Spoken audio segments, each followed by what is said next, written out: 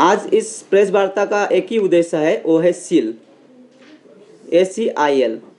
तो जिसका हम अगर कहें तो जिसे हम student experience in inter state living, जिसे अंतर्राज्यिक छात्र जीवन दर्शन नाम से जानते हैं।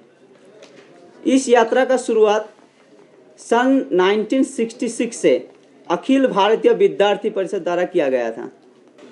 जैसे कि हर साल इस यात्रा का आयोजन किया जाता है विद्यार्थी परिषद द्वारा, और इस पे पूर्वोत्तर भारत के जो हमारे 7 सिस्टर 1 ब्रदर जिसे कहा जाता है, असम, मणिपुर, नागालैंड, त्रिपुरा, सिक्किम, अरुणाचल प्रदेश सहित 8 प्रांतों के विद्यार्थी नॉर्थ ईस्ट से बाहर आकर शेष भारत, जैसे हमारा हिमाचल प्रदेश, दिल्ली, मुंबई, ऐसे शहरों पर आकर ये यात्रा करके जाते हैं।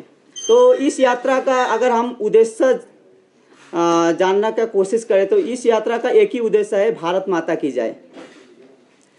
जैसे कि समस्त भारत, विशेषकर पूर्वोत्तर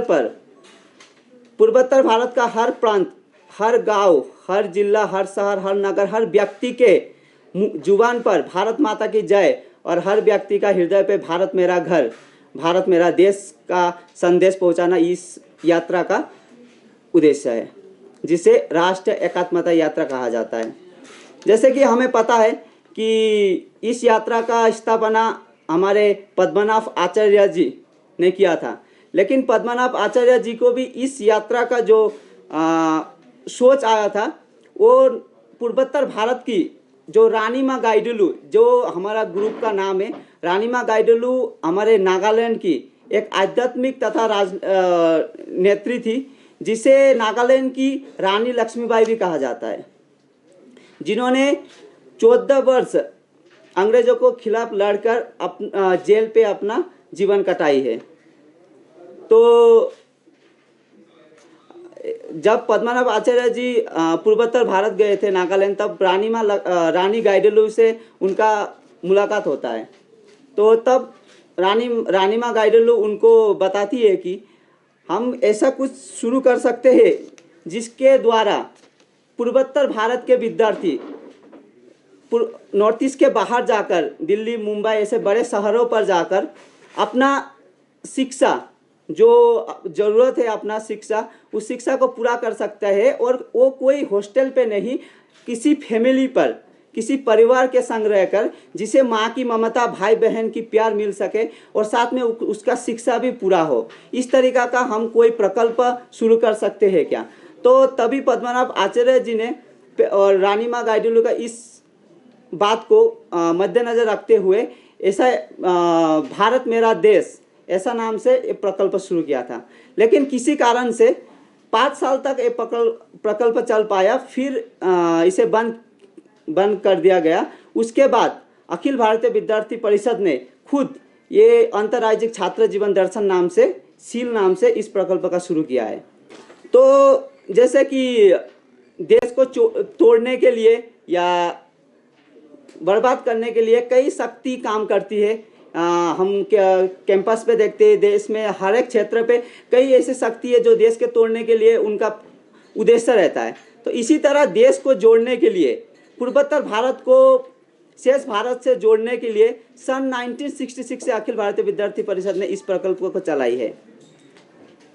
तो इस यात्रा हमारा इस बार पूर्वोत्तर भारत से 256 विद्यार्थी पूरे नॉर्थ ईस्ट के 8 प्रांतों से आए हैं, जिसको नॉर्थ ईस्ट के जो फ्रीडम फाइटर्स है, ऐसे 8 फ्रीडम फाइटर का नाम से 8 भाग में भाग किया गया है।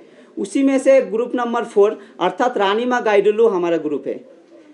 इसी तरह से 8 ग्रुप पूरे भारत के भ्रमण करेंगे, जो अलग अलग शहरों पर, अलग अलग जिलों पर पूरा भारत के ऐसे भ्रमण करने वाला है।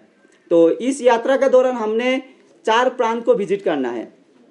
तो ये यात्रा हमारा शुरू होता है 22 तारीख गुवाहाटी से। 22 तारीख गुवाहाटी से हमारा ये यात्रा शुरू होता है और हम 23 तारीख को गोरखपुर पहुंचते हैं।